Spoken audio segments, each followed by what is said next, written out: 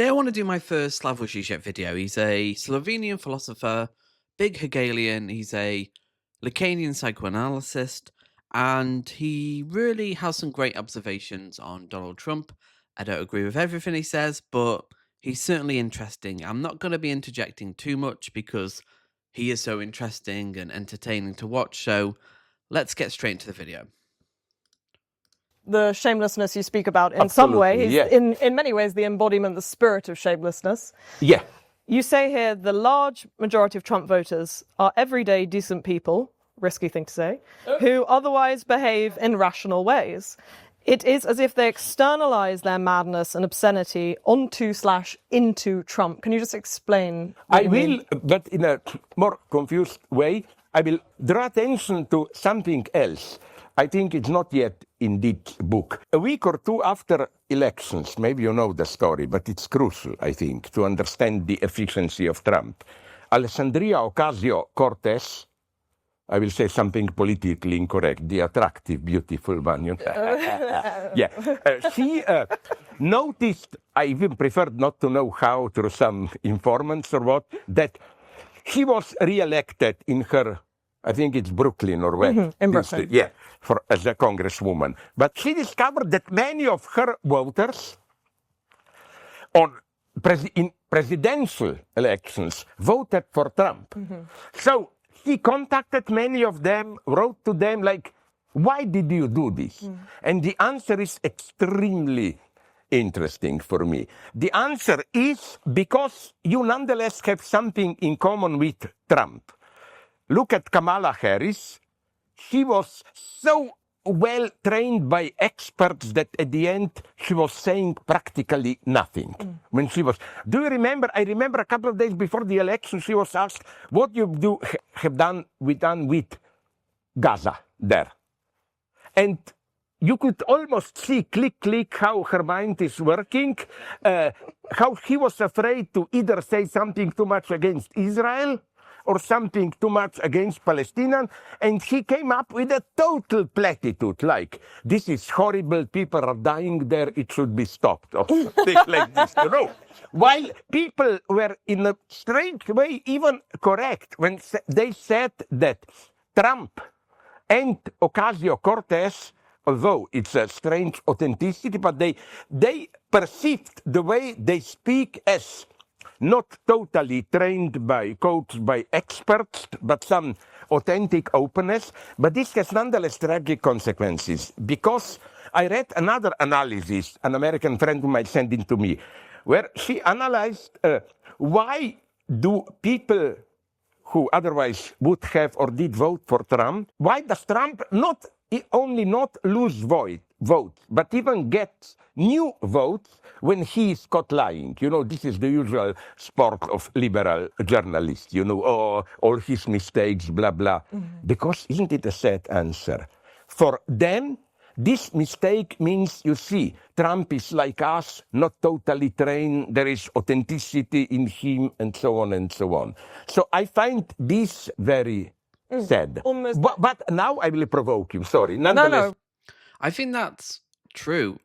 Žižek talks about the role of religious figures like priests, where they almost, the believer's belief is deferred onto that figure. So you don't know all the Bible, you don't know all the meaning or the fables or the stories, but the priest does. So you don't have to necessarily believe, you defer that belief onto the priest. And I think it's the same with Donald Trump. You can defer your most base instincts and just disgustingness, superego, arrogance, lies onto Donald Trump. You could be a perfectly reasonable, normal person, nice guy, but you kind of defer that onto Donald Trump. And that's why it's not as simple. People go like, oh, people are bad people for supporting Trump. No, it's very complicated, and there's unconscious stuff going on. And this is the genius of Žižek, because it's all about contradictions. How Trump is a contradiction. He literally calls him a liberal fascist. He has liberal tendencies with fascist tendencies. And it's not trying to reconcile the contradiction, but go deeper into it and go, actually, it's trying to find the contradictions. And almost there's truth in contradiction itself, which is a complicated thing, but... To answer it myself. course. You know what? On the other hand, you know what it's obscene to say like about Trump, but I am not ready to condemn his so-called dictatorial approach, like, fuck the Congress, I have a majority there, let me decide.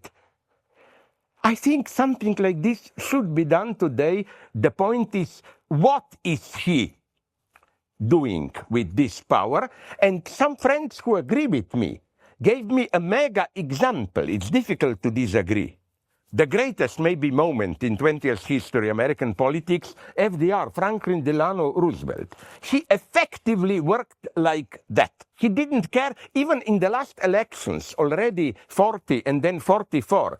He totally even ignored no electoral appearances or whatever.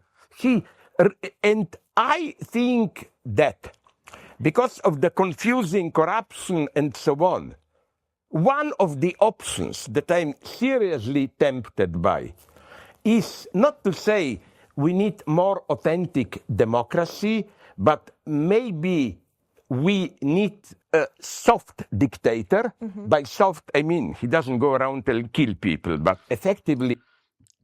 I don't agree with this point. I think, is he trying to be provocative? I think Žižek has an authoritarian streak, and he kind of says that you can use authoritarian soft dictatorship for good things. And I may have been sympathetic to that when I was younger, but I just don't think, because how would that look in reality? If it's a soft dictatorship, what would that look beyond the abstract? I just don't think that's the route the left should go. But it is interesting that Trump is seen as honest in his corruption, whereas Biden obviously corrupt. There's corruption there, inevitably there is. Harris would have, doing all kinds of deals behind the back door we'd never know about. But Trump, at least he's honest. And I understand that. I obviously don't like that, but there's some real difficult lessons. And I don't think we necessarily need to do what Trump's doing, but I think we need to embrace being authentic, funny, not being afraid to say how we feel, being a bit more... Embrace populism to an extent, but also realize things are complicated. But there is no easy answers. Žižek acknowledges that himself. There is no easy answers to the situation we're in right now. He runs things with a more progressive agenda. Because to provoke you to the end, this is in the book. You know this Lincoln statement, which of course, as all great statements, was not really Lincoln's. He took it from others. You can cheat some people all the time, all the people sometimes. You cannot cheat or deceive all the people all the time. Well, I think maybe you can. You know what I mean? I think that we are so corrupted, so not corrupted in the sense of money, but so deep in our everyday ideology that we need a figure of a master to awaken us, to push out. It will never come this moment. Here I disagree with my friend Varoufakis. I'm saying this to provoke you. Who still, with all his criticism, blah, blah, blah, his dream is still. I asked him, why are you doing this? There will be a moment when people will awaken. What if they will not awaken? You say that January... I definitely agree with that. Like the kind of leftist romantic idea that somehow people awake from the slumber. No, the media environment is to such an extent that unless somehow the financing of the media industrial complex on the right, Fox News, the Daily Mail, like so much of it is captured by the right, Joe Rogan, unless somehow they go bankrupt, it ain't happening. It ain't happening. And that's where the real challenges for the left come, because we have to compete with that. And it's only really by having more voices and being likable and being funny and not too politically correct that we can challenge it. And that's all we have. It's pretty depressing, though. January 6th, the riots that happened around the Capitol, was not a coup, it was a carnival.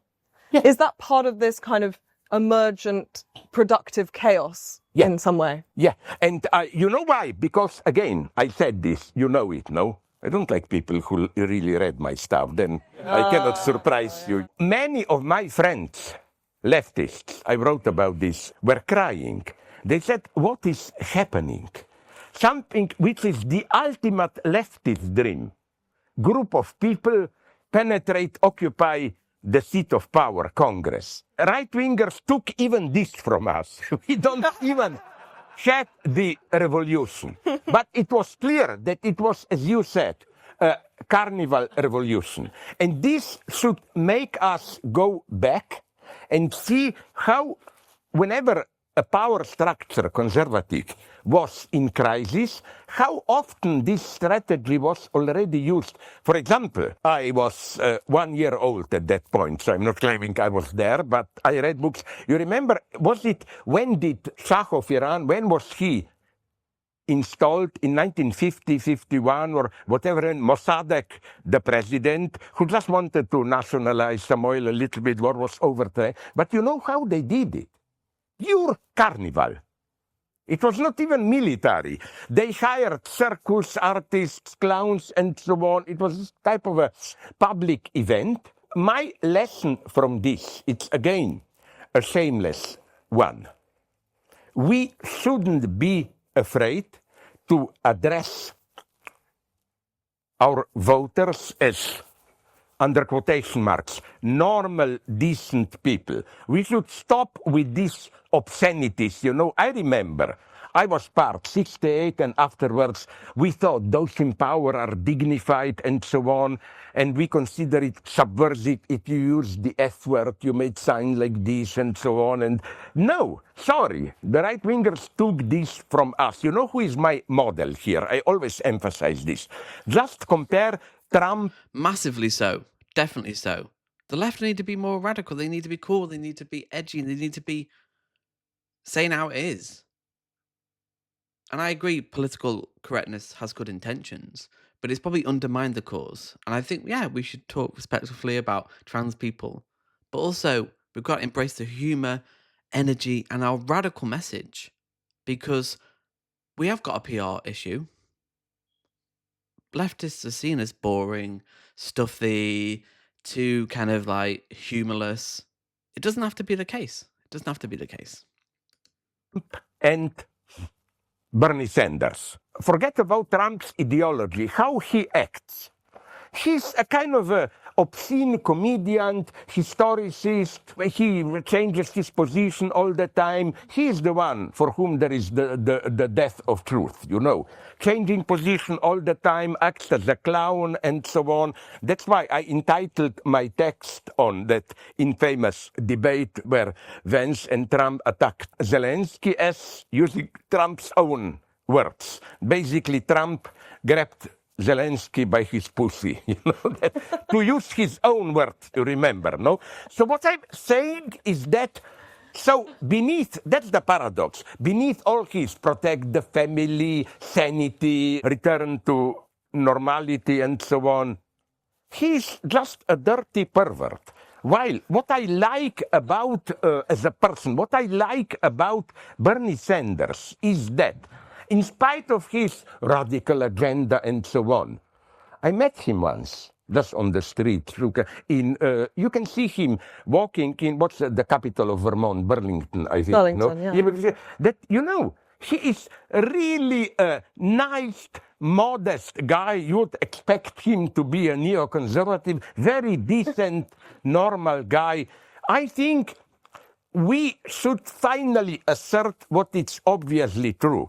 Sorry, right-wing guys, we speak for moral majority, for decency, for shame, and so on. Let's not be afraid to take this path. Let's get rid of this false subversiveness, you know. Has perversion crept into the left, do you feel? Not so much what the left and right, another phenomenon, are doing now. In marginal groups, yes, but the left, what is the left today? My standard joke, you must have heard it, is that if you look at UK today, you have one big moderate right party. You call it Labour Party, no? And then you have a more crazy right, which does what one would expect from the left. The other perversion is that if you want crazy right in power, then you get black Indians and black women and so on. If you want moderate right, you get white men, of course, you know. And this, I'm not just joking. Something serious is going on here. So, but what I wanted to say is that my next text will probably be entitled, I pray that Trump will survive the next couple of years. Why? I'm more afraid if Trump dies if Vance takes over. I remember here Hannah Arendt wrote a wonderful text in late 30s already about the gap between SA, those Ernst Röhm brutal early Nazis who were ruining the streets, beating people, and SS, who were cold, efficient. I think that Trump is more SA guy, you know, this vulgar, brutal, like Vance. It's crazy. I know it's not true, but if I ever had a doubt that somebody around Trump is not really human, but a robot or alien, Vance would be my choice. You remember that Zelensky speech, how? With Trump, there was nonetheless some obvious pleasure in humiliating Zelensky, blah, blah, blah. With Vance, it's terrifying coldness and so on. He is a robot. He would have been much worse, if you ask me. Do you think Trump was saved by God in the assassination attempt? No, but there was one good thing about it. I was afraid that, that famous image, Trump and raising our American flag. The fight. I was afraid that this means the game is over. But it wasn't really. I think Democrats were making mistakes. But what really gave me some small hope is that this, I don't think I'm wrong. I was recently in the United States. I asked all my friends, Trump hoped that this will become the big image. You know, that's him. No, it didn't. The big image is still the correct one. For me, the image. You remember Biden's inauguration. Who stole the show? Bernie Sanders sitting there alone with his gloves and his on blanket and so on. And it's incredible how this, because this means even the people were not aware. Him sitting there alone meant we somehow feel that this spectacle of Biden's inauguration is a fake. A fake in what sense? Permit me to even mention Hegel now. Hegel has a wonderful theory that something becomes a necessity only through repetition. First, you think it's a contingency. Hegel gives two examples. Julius Caesar, where those Senate members, Brutus and so on, who slaughtered him, thought, Caesar, it's just a deviation, let's return to old republic. No, it's a wonderful example of dialectical process embodied. What did Augustus do? With him, Caesar was no longer a personal name, but became a title. This means there was a necessity. The other example of Hegel is the obvious one, Napoleon. When Napoleon lost the first time, he thought, I made some tactical mistakes, something may be wrong. He had to lose 2 times, And it was the same with Democrats. When Trump won the first time, I remember, it was the guy whom I otherwise appreciated in Europe, Joschka Fischer, the Green minister 10, 15 years ago of Foreign Affairs, said, this is an abnormality. It is as if Trump fell from the moon. No, Trump, we should always remember this. Trump, with all his horrors, is a symptom effect of the failure of this mainstream liberal democratic welfare state. Here I'm a pessimist. The time of that is over. And I think that the mistake of the Democrats was that till the end, they treated Trump as just an abomination. Aberration, yes. Yeah. But there was also, I think, maybe like you say, about the comedy, that there was a sense that he could be joked out of seriousness in the minds of the American people, or in That some was way. the mega mistake, which is why I am allergic to this, how easy it is to. Our only hope is something different. Now I will be really evil. You know, Trump, Sleepy Joe, and so on, making all the time this aggressive remark about Biden.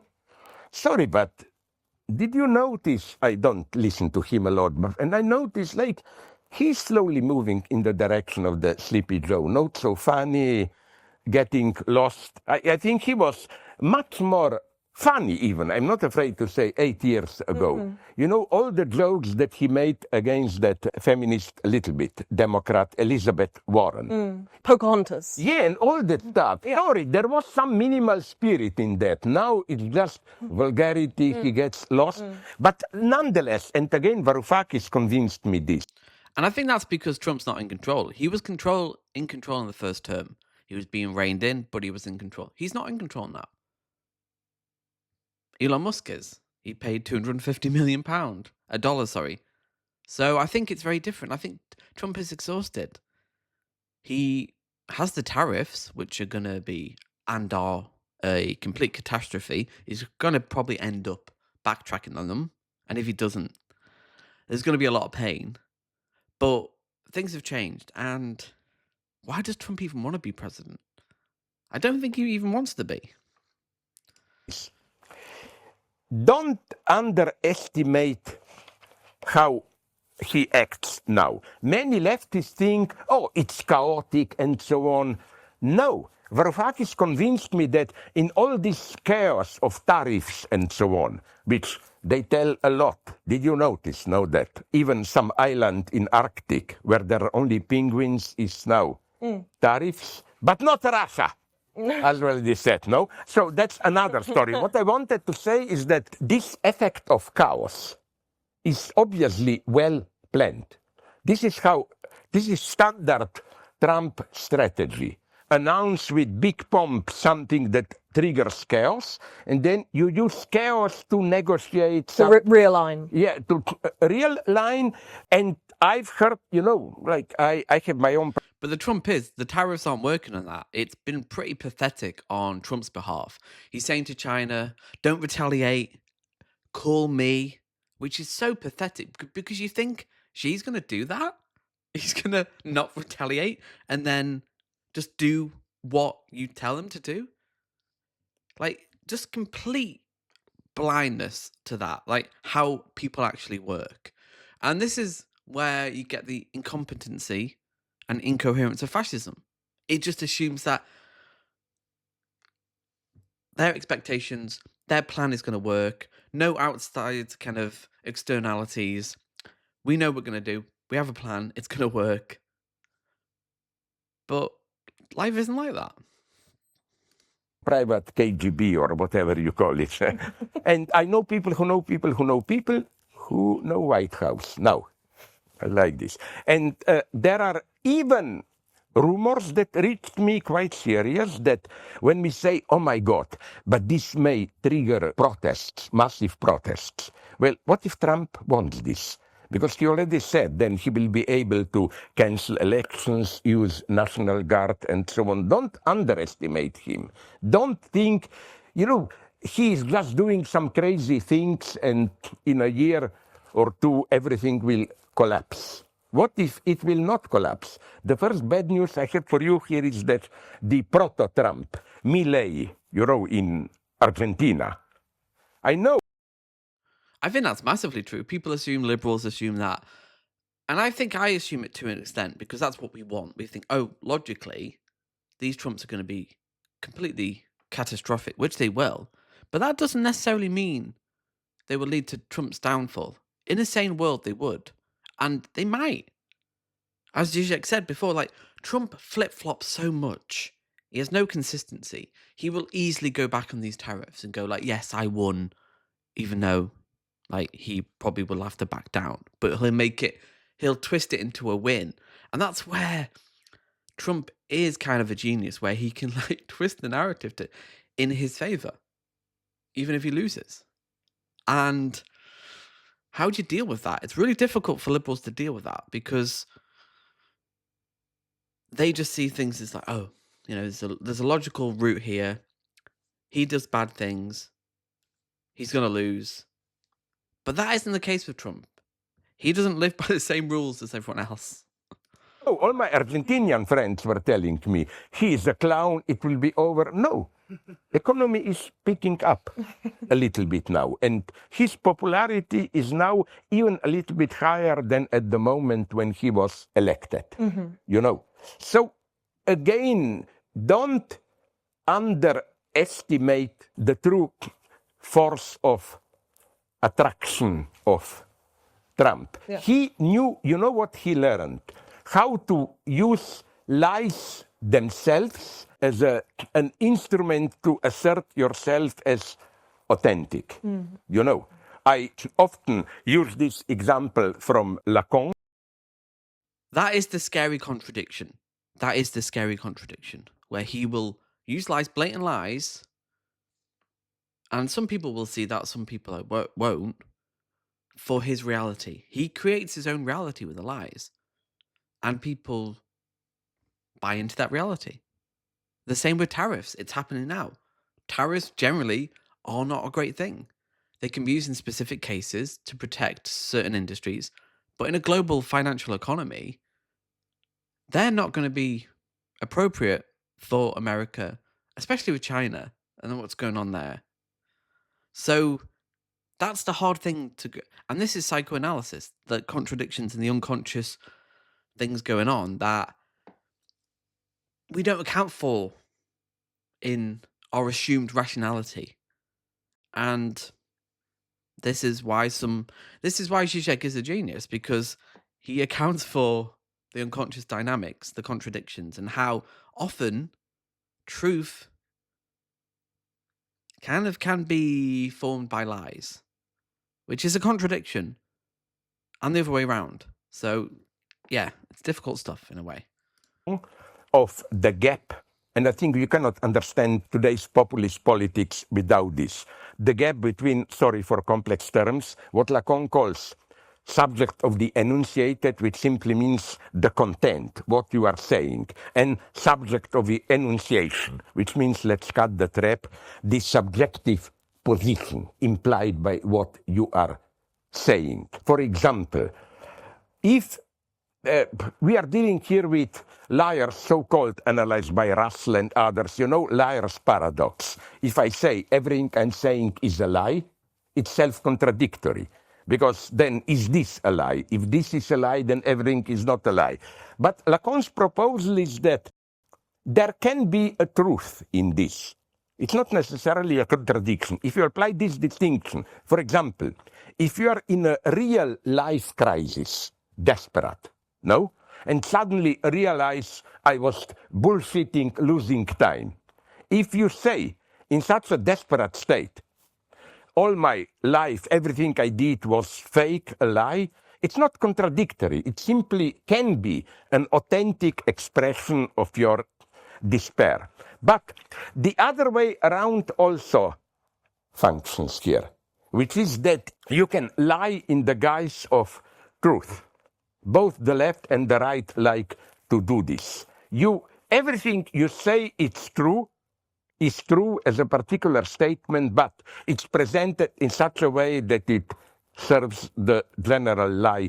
So I think that it's not as simple as some critics of that, how was called, that lady who worked for Trump, who used that expression, alternate facts. Of course, the way she meant it was stupid, not true.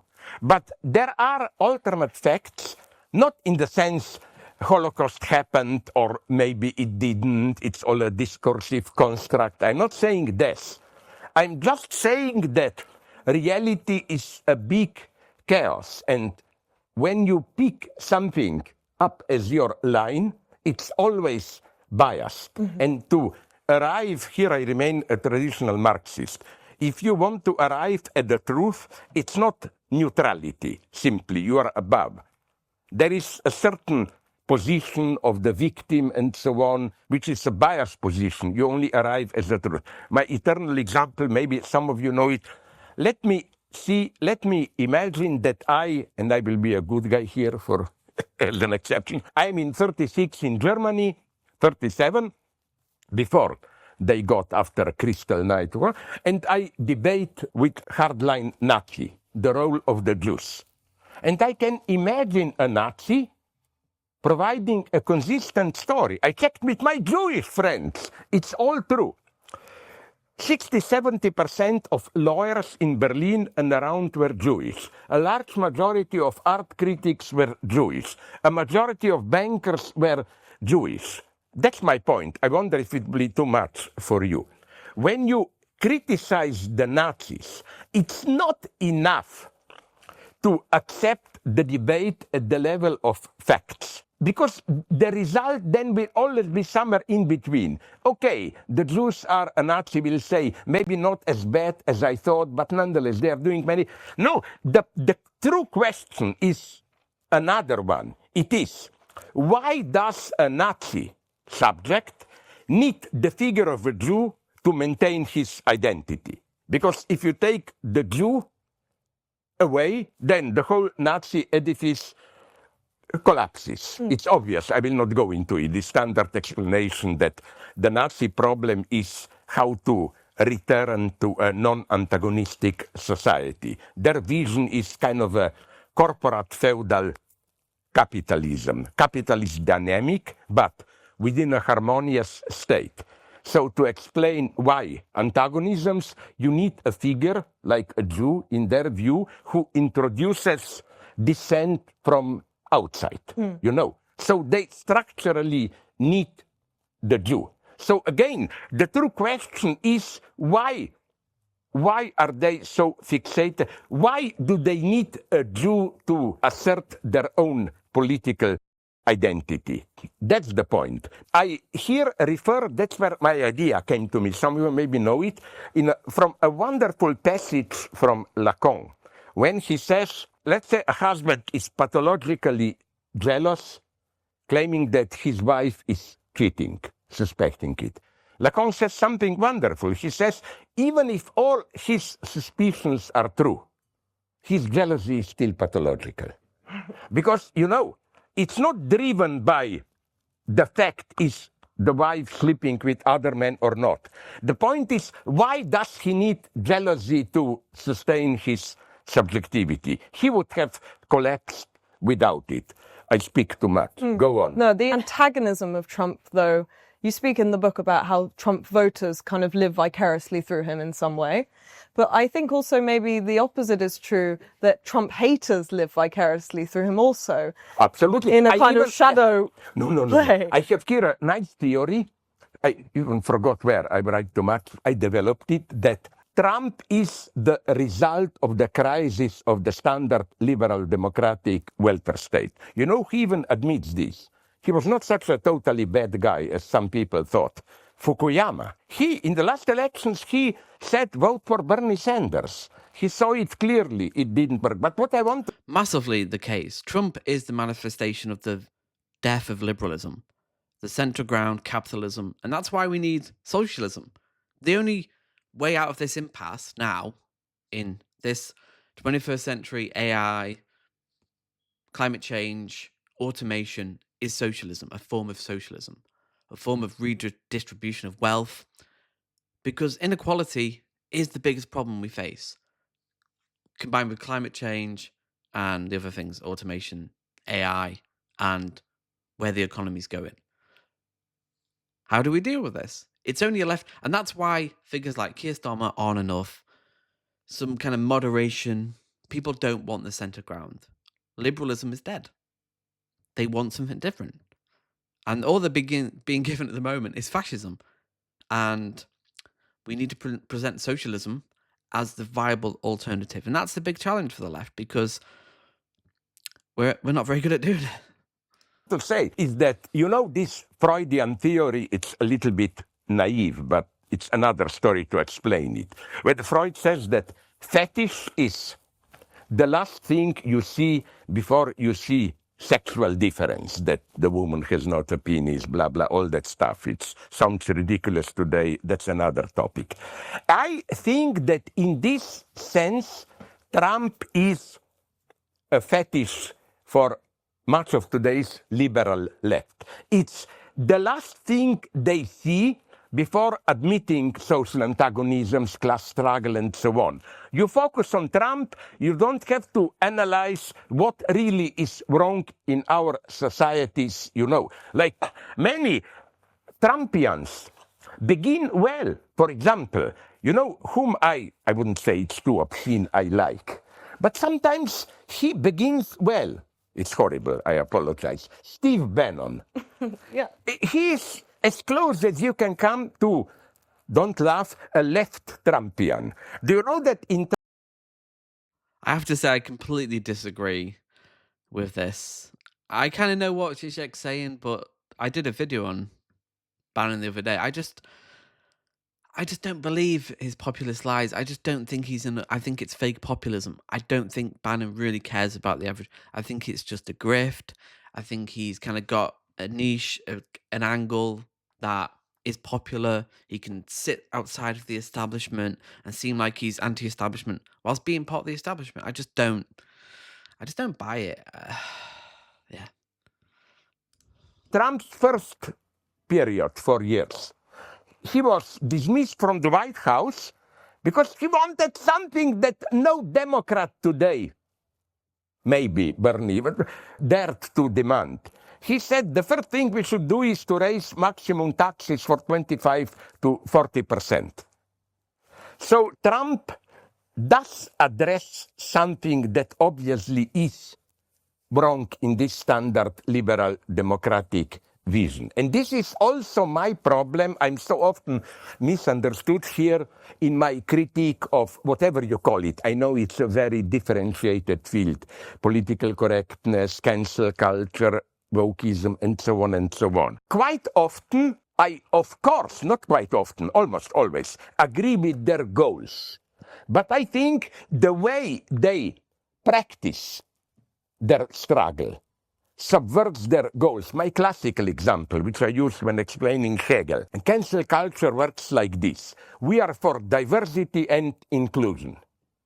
But if you look at what they are effectively doing, it's precisely just excluding those who don't agree with their notion of diversity. You know, this is a beautiful paradox. You are for diversity, but then, I mean, we learned this, although I admire them, from Jacobins, you know. We are for human freedom and right, but every concrete individual is potentially a threat. I agree with this to an extent, but when your discourse is fascism and you want to exclude trans people and you want to eradicate trans ideology and critical race theory from the curriculum, I think we're getting in the realms of the paradox of tolerance, where you kind of like, there has to be a line. Like, you can't just accept everything. Like, would Žižek say, oh, neo-Nazis? There has to be a point where there has to be a line, I think. And although I agree with Žižek, I think I'm a freedom of speech guy. I think we should talk about these things. We should talk about fascism.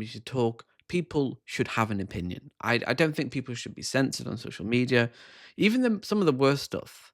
Like, I very rarely delete comments on my channel unless it's really bad and it's kind of like beyond the pale. But I think it's a discussion we need to have. And I think we are having it. And there's no easy answers in a way. Traitor. Or as Robespierre said, and I like the term, no freedom for the enemies of the freedom, no? And who is the enemy of the freedom? Well, almost anybody, you know. So again, the left has so much work here to do. Would you agree with this? I really conclude. That's why I sympathize, although he didn't provide the answer, with Varoufakis, his idea of techno-feudalism. I have problems with it. But he suspected this, that when we designate Trump and his guys as fascists, there is for me a remainder of what I cannot but call old leftist laziness, intellectual laziness. You see something bad, obviously, Trump and so on. Then you say, what's really bad? Fascism? He must be a fascist, you know. No, he's not simply a fascist. He is I don't have a good term. I now am playing with the term in my new book, liberal fascist. Because the paradox of Trump is a beautiful paradox of his notion of freedom. You know, Bach is saying, we want to get rid of the pressure of the state. I think there's a really good argument that Trump is a fascist. Is he an ideological fascist?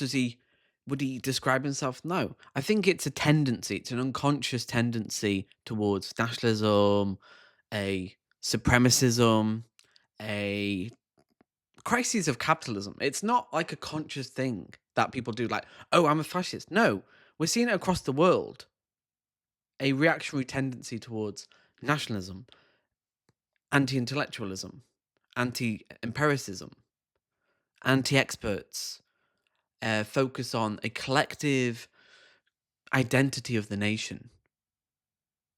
I think Trump embodies that. But Trump Žižek kind of contradict himself, saying he's a liberal fascist. Yeah, I think he probably is a liberal fascist. I think he does have liberal tendencies. He was a Democrat. And it is complicated. But I think, yeah, Trump is a contradiction. And I think Trump is a liberal fascist. He's still a fascist. Get the state off our backs and so on and so on. And you know where they are ending now? Incredible censorship that even politically correct left at its worst didn't engage in. You know what is Trump saying? You remember a couple of months ago? Massively so. Trump sued Bill Maher for $5 million for a joke. They want to suppress journalism. They won't let Reuters and AP into the Oval Office. This is massive censorship, press censorship. You know Trump wants to, and he says he wants to prison people who criticize him. Like, this is textbook fascism. So it is complicated. But I think it is useful to talk in this terms of contradictions, of like, Trump is a contradiction. He has these tendencies of like populism, the working people, but he's lying there. And I don't think we have to take him sincerely when he says he's going to make America great again. He's going to bring back industry. He ain't. He is lying. So I think Žižek is a little bit naive here. A little bit. He said he didn't do it. He wanted to prosecute Wall Street Journal for expressed some doubts about his politics on tariffs and so on. And it's going on. We are really getting caught in this paradox. Another, and this I will conclude, this will be in my new book. I already have a new one, you know. You're really pumping them out at the moment. I know this is suicidal. I'm here too much a Trumpian. You know what I mean by this? They'll turn you into AI one day, and then they'll just Trump made the big mistake everybody knows. Before he was president, he invested too much in Atlantic City, buying all the casinos there, and he was then caught competing with himself. You know, and I with too many two books are going to start. Yeah.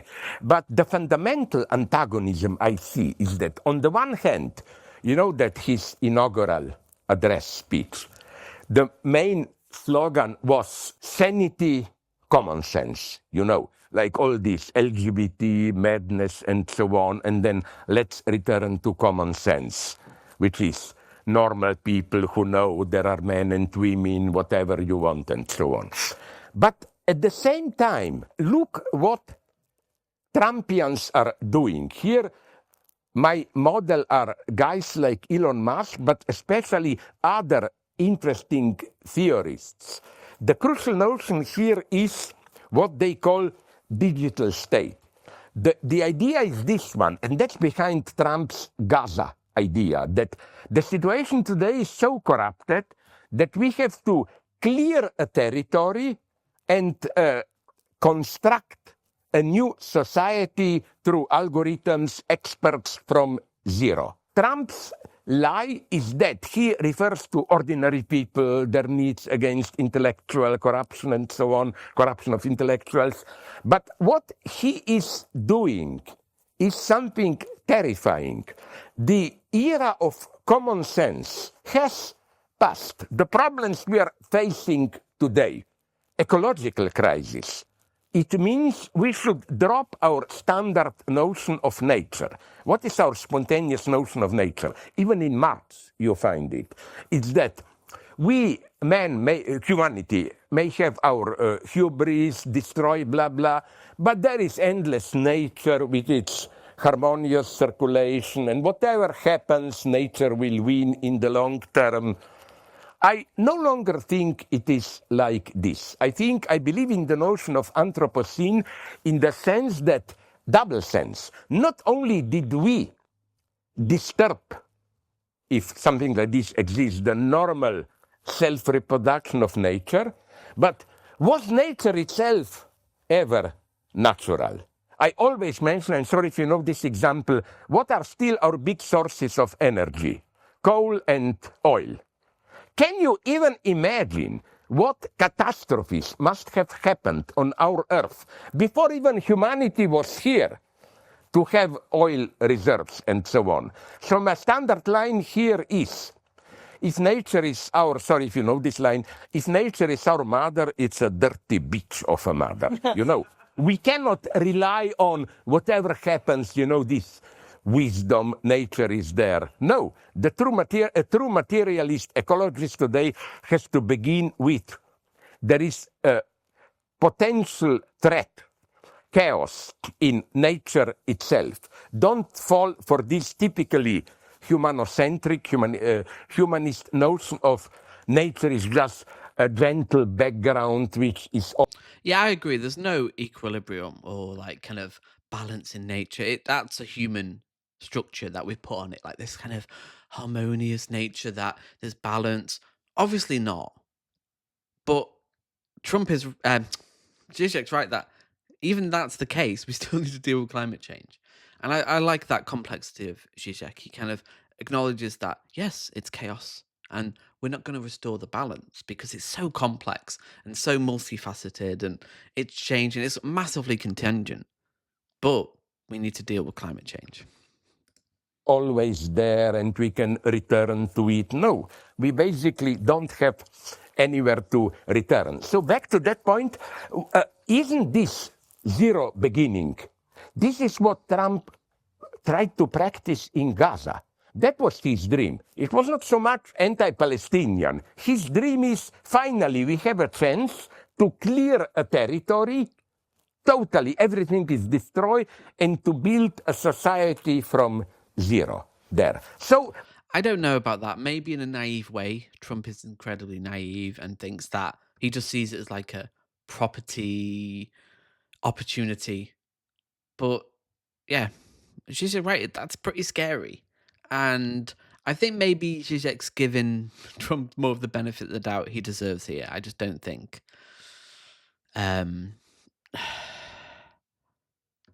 Trump really has those intentions. I don't know.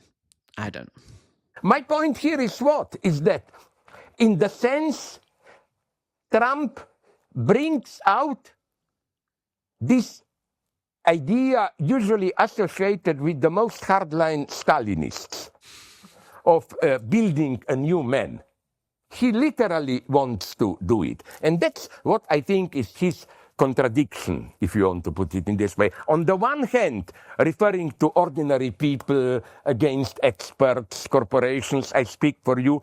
At the same time, the most radical denaturalization that he is triggering. And I think this is maybe the true catastrophe. Trump simply denies ecology or its pseudo-problem imagined by, I don't know whom, leftists and so on. And all the problems are, for him, dismissed like this. I'm simply afraid.